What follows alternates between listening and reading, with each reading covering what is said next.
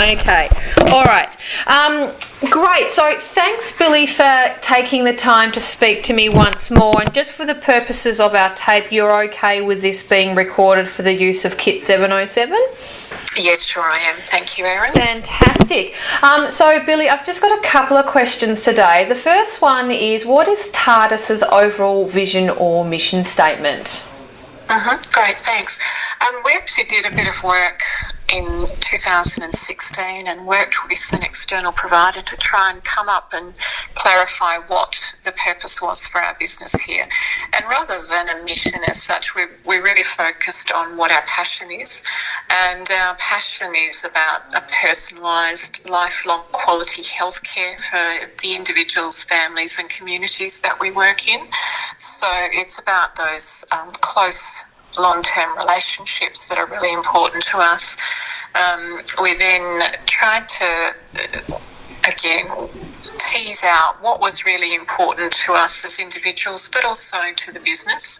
And we came up with 5 core values that really guide our behaviour and our thinking and everything that we do. So our values are our integrity, so we need to be able to ensure we do that.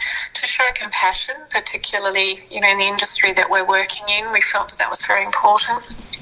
Respect for all. Continuous improvement, there's always something you can be doing better, and looking for that way to refine your processes and the way you approach things.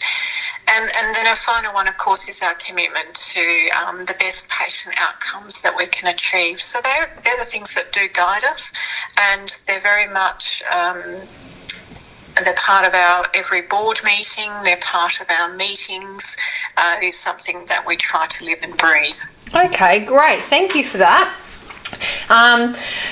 So going on from those, integrity, respect, what audit practices do you use to control who has access to data and information in TARDIS?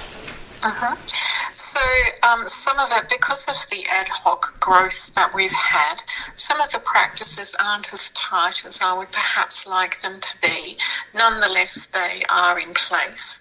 We have sign-on access differentiation depending upon what role you play within the business. So, for example, where I work in the administrative part of the business, we have access to a drive that none of our other practitioners, contractors or staff can actually access. So there's some differentiation there. There's things like our clinical notes, of course. There's audit trails to see who's gone in and accessed information. But depending on what role you have, you may not be able to access everything across the board. So it really is managed that way, and our technology, external technology providers manage that for us. And every new person coming on board, be staff or contractor, there is that understanding of what access to information they should have dependent on that role. Okay, great. So that's the technology side. You've got the sign-in process, which helps governs who can access what. What about physical, I suppose, records or data ports that you can physically access? How are they controlled? Yeah, we don't actually have a lot of physical records. Everything is saved in soft copy. With regard to, we have our medical clinics, but we also have our administration, which is off-site, so nobody can physically enter that. That's all by fob. Fob key. So there's that physical inability to do that.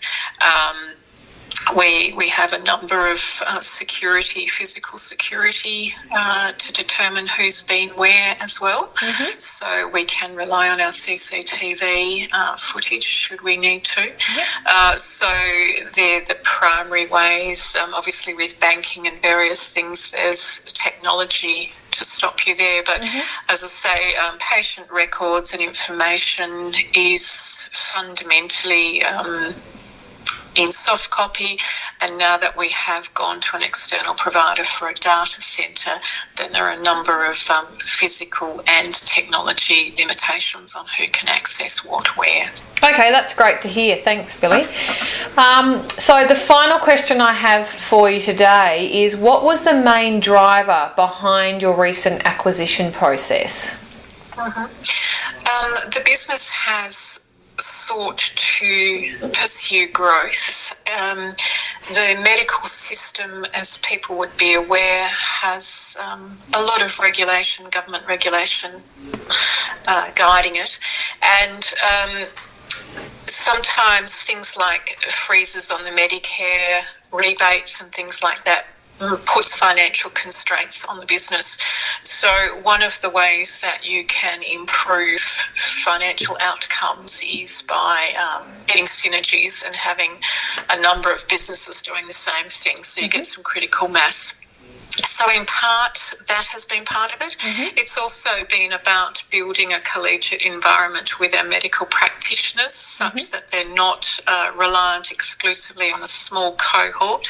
They can actually have subspecialisations within the business. So they can actually bounce off each other and share ideas and, as I say, specialise a little bit more. We also get the benefit of being able to invite a variety of whether it be specialists or people who can assist us in upskilling to ensure we provide a premium offering in the market. And as I say, synergies with regard to purchasing whether it be vaccines or a variety of consumables in the clinical space, some of those cost savings. So we can afford to buy state-of-the-art equipment when it's spread across a number of sites and those sorts of things. So size in that way gives us some advantages. Okay, great. So it sounds like there's a bit of a two-side story there. One is that the critical mass and being able to provide the high-quality service to your clients, but the other sounds like it's a bit of a collaboration, improving information and access to information to convert it into knowledge. Does that sound about right? Yes, absolutely. And as I say, just being able to deliver that good customer service where we might not be able to see somebody at one site, but having multiple sites, we can ensure that we have good delivery of service and that flexibility that comes from a slightly larger sized business. Fantastic. Okay, that's great. Thank you so much for your time today, Billy, and no doubt we will talk soon. Yep, look forward to it. Thanks, Erin.